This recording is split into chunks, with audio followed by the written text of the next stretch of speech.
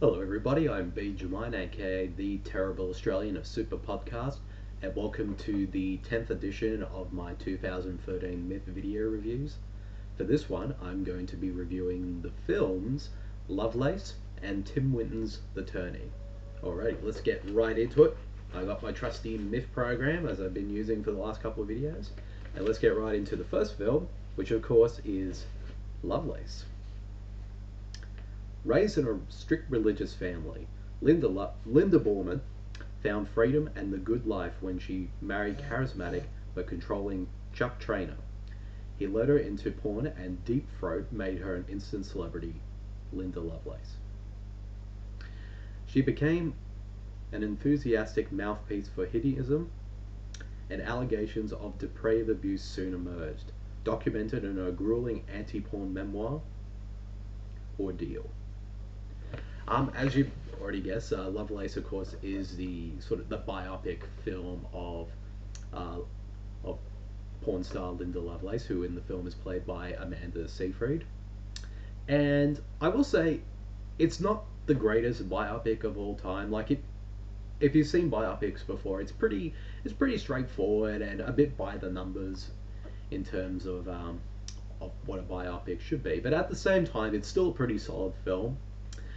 But I think what elevates this film for me is the performances from the cast. The cast in this film is insane, and everybody from the biggest roles to the smallest roles are great. And Amanda Seyfried as Linda Lovelace and Peter Sarsgaard as Chuck Trainer, they're both fantastic in their roles, and they just were fantastic. And to me, this gave me. I've always been a big fan of Amanda Seyfried, but this sort of gave me even more respect to her as an actress. This film really gets to show off more of her range, and I think she just did a tremendous job. But everyone in the cast is great. Sharon Stone, who's pretty much almost unrecognizable as Linda's mother, she's great as well. And as well as the film's got Robert Patrick as Linda's dad, Chris Noth, Bobby Cannavale, Hank Azaria, Juno Temple, and so many more in this film. Some roles, of course, sort of small supporting roles. Others are basically basically one scene cameos, like Chloe Sevigny and Eric Roberts. Their roles in the film are basically like 5-second cameos. And also, but of course, the standout, scene stealing cameo / supporting role is definitely James Franco as Hugh Hefner, and it's worth, the movie is just worth watching just to see James Franco in the role. Like, James Franco doesn't look anything like Hugh Hefner at all, but but he has a lot of fun with the role and he does a good job. But it's a really good film.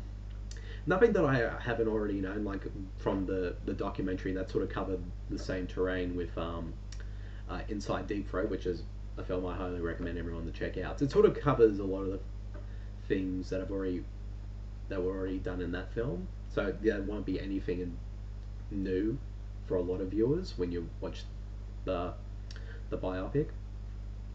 But it's pretty well directed. The directors of the film, who's Rob Epstein and Jeffrey Friedman, they do a really good job to make this early 70s period feel authentic. And I even like the fact that the way they shot it and the look of the film feels very grainy, so it feels like it actually is from the 70s.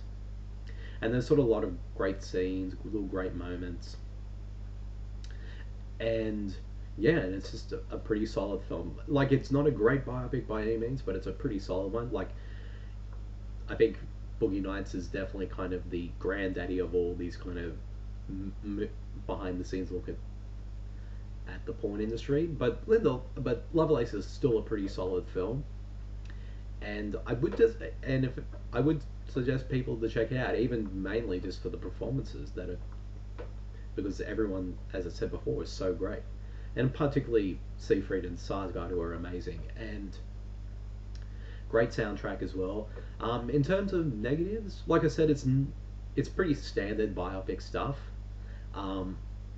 but also the film is really short. It only runs for about just over 90 minutes, and the film and the film sort of streamlined through that whole history of Linda Lovelace and Deep Throat and everything in a very sort of pretty quick way. But it sort of gets all the major events across and as well. So it didn't bother me too much, but I would have liked it to have been a bit longer, maybe 15-20 minutes longer. And also that it's sort of weirdly structured as well. I wish I could explain why that is, but if you have seen the film, you'll know what I'm talking about. And I think some people might get put off by it, but I thought it was actually kind of interesting the way the filmmakers structured the film. And yeah, it's a solid movie. It's not a great movie by any means, but it's a pretty solid one overall. If I had to rate this film, I give it a solid 3.5 out of 5. It's a pretty good film with some pretty great performances. Now on to my next film, which is the very ambitious Aussie adaptation of Tim Winton's anthology book, The Turning. Now, what is The Turning, you may ask? Let me tell you. In The Turning, Tim Winton trained his peerless eye to the quiet struggles of everyday life upon a seaside West Australian town. Across 17 interconnected stories, he wove a singular portrait of a remarkable community, one defined by small triumphs, fading dreams, and the inevitable, probably said that wrong, so forgive me, Australian coast, by turns both beautiful and dangerous. Just to give sort of a bit more clarification, it's sort of a 3 hour film, so it's pretty long, but it's sort of the thing is I haven't read Tim Winton's book, The Turning, but what I do know of it is that it's a collection of short stories that are as the synopsis describes here. It's a collection of 17 short stories that are set in this sort of small seaside town that actually takes place over the course of 30 years. So that each short is sort of at a different, not in chronological, most of them are not really in chronological order, so it's all at different aspects of time during those 30 years. And what's interesting about this film is that instead of one director directing all these short stories with the same actors and sort of a narrative weaving them all together, each short film is directed by a completely different director who brings their own vision to it. So each short, despite the fact that it's some of the stories are connected, others are sort of standalone and all that, each one is just completely different. It's different from the last. So even when characters who appear in multiple stories, when the character pops up in each of the different stories that character is supposed to be in, they're all played by different actors. So because the film is the brainchild of the producer, Robert Connolly, who also was one of the directors of the short films, and he had this idea of getting different directors who will come in with their own crews, their own casts, and sort of take a story from the book and just make their own version of that story in any way that they see fit. So each one is completely different. It's kind of amazing having all these different directors create these very different short films, and each one is great. There's so many great stories, and each one is completely different from the other in terms of visual style and content and tone. There are some which are where there's no dialogue at all and it's just visual.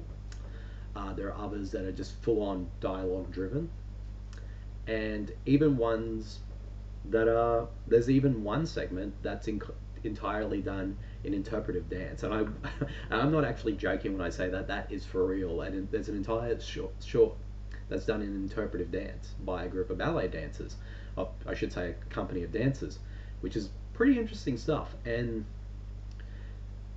I just thought this was an amazing film. I just loved it. I was so completely compelled by it from beginning to end. Like I said, it may be long, but the fact that there's so many different short films sort of Like it never bothered me at all. Like it just, I was just grabbed from each one. I'm not going to say all the stories are 100% amazing. Like there was like maybe two or three in there I felt were okay, but they could have been a bit stronger. But overall, I think each one is completely are all really good in their own way, and some are really good, some are great, and some are amazing. But what's the interesting thing is, like, even though these short stories are all completely different in, the way they're shot, acted, and whatnot, there's there's the film somehow strangely is able to make them all still feel thematically like they're still, how can I describe this, that they're still in tone with each other, like they're still in a way connected. Like I said, some of these stories have some of the same characters that appeared in other stories through the film, and just at different times in their lives. So there's sort of even though each short film is so different, there's still in a way there's a connection to all of them that actually adds a lot more weight to them. At the same time, though, and I this may be not really much of a criticism, but I am going to sort of give it a warning out there to anyone who sees this film. It is a film that is definitely going to ask a lot of the audience, and I'll explain why.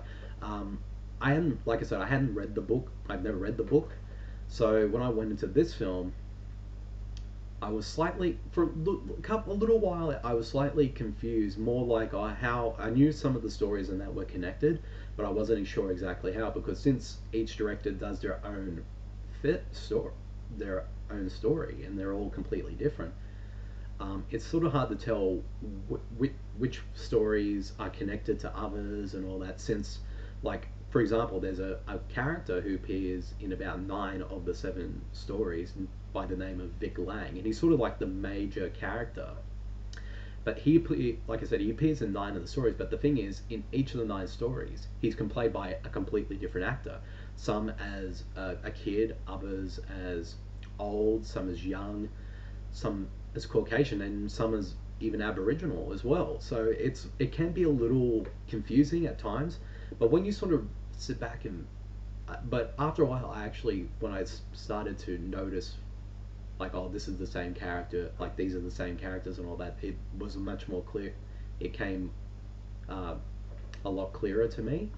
But at the same time, I could definitely see people who had never read the book could be confused by all this. So what's interesting is, though, I'll show you. They passed this booklet out, and when they're going to be showing the film in late September in a very special 2-week event screening run only, they're actually going to be showing this booklet at each of the screenings and giving them out to everyone, so that everyone will at least have an eye, so that it would help people who have never read the book and whatnot sort of be clear on what are the plots of each of the stories are, how they're connected, and as well as it has the characters and which actors played those characters across the story. So at least these actors played this one character, and also it has a timeline of all the stories as well, so you can figure out you'll be able to figure out easily how each of the stories are all connected. And but I think the main thing I loved about the film is that it's pure ambition. Sorry, I'm always been a huge fan of films that have always been very ambitious, whether they succeed in what they do or at least not quite succeed. But I give them credit for being ambitious. This one is definitely probably one of the most ambitious Australian films I've seen in 5 years, and I just loved it. I think it's the best so far. It's the best film I've seen so far this year. There's no film like it out there at the moment, and when it gets released in late September in Australia, I will highly suggest everyone to go check it out, because they're only playing it for 2 weeks at selected cinemas. But the best part is, a lot of the cast and crew will go to some of these screenings and do Q&As and that. So it won't be hence why it's sort of an event screening. But I loved it. I think it's an amazing film overall. and I highly recommend it everyone to check out. But at the same time, do if you do go watch it, do a little bit of research on it as well. Like, go out and buy the book, read up on it, and so you know what each of the stories are, or at least get, if you go to the screenings, definitely get the booklet. So at least that'll help you in some way. Because with the help of that booklet, I was able to at least digest some of the stories I wasn't quite sure on, and it became clearer to me. So it helped a lot and made me appreciate the film even more. You're probably wondering, like, I should state, there's some different directors on these films. Some of the directors who worked on the films include Warwick Thornton, who did Samson and Delilah, Robert Connolly, of course, who who was the sort of the creator of this film. Anthony Lucas, who was nominated for an Oscar for an animated short film, which I can't think of the name of at the moment, but also Tony Ayres, Claire McCarthy, Stephen Page, Justin Kurzel, who directed Snowtown, and just many more. And also, the film actually has two shorts that are the directorial debuts of actors David Wenham and Mia Wasikowska. So, and their shorts are really great. They actually, particularly Mia's, because she actually has a great eye as a director, and I would definitely like and I could definitely see her making a full-fledged feature at some point. She really impressed me with her short. And also, it has a big all-star Australian cast: Kate Blanchett, Rose Byrne, Miranda Otto, Richard Roxburgh, Hugo Weaving, and so many more. And that everybody is great in this film. Like, there are so many amazing performances. But the one that stood out for me, and this is a performance I think if I had, in a perfect world, she should get nominated, should win an Oscar for her performance, is Rose Byrne. She's amazing in the story that she's in, and I won't go into what her story's about, but people are going to be surprised. It's a real sort of transformation for her, and she just blew me away. I thought she did an incredible job. I could go on forever about The Turning, but I don't want to waste too much people's time. But it's definitely one of the most unique events of cinema events that will be out this year in the cinema. It's a one of a kind film, one that I highly suggest everyone to check out. I think it's going to be a film that people are either going to like it or they're going to hate it. But for me personally, I absolutely loved it, and I can't wait to see it again. So if I had to rate this film, it's definitely 5 stars. At the moment, it's the best film I've seen so far this year, and definitely check it out. Well, that's the end of my 10th MIFF video review. Keep a lookout very soon for my 11th and final MIFF video review for 2013, in which I'll be reviewing not 2 but 3 films. For that one, I'm going to be reviewing Prince Avalanche, The Past, and Aim High in Creation. So keep a lookout for that one, and I'll see you all very soon. See you, everyone. Bye.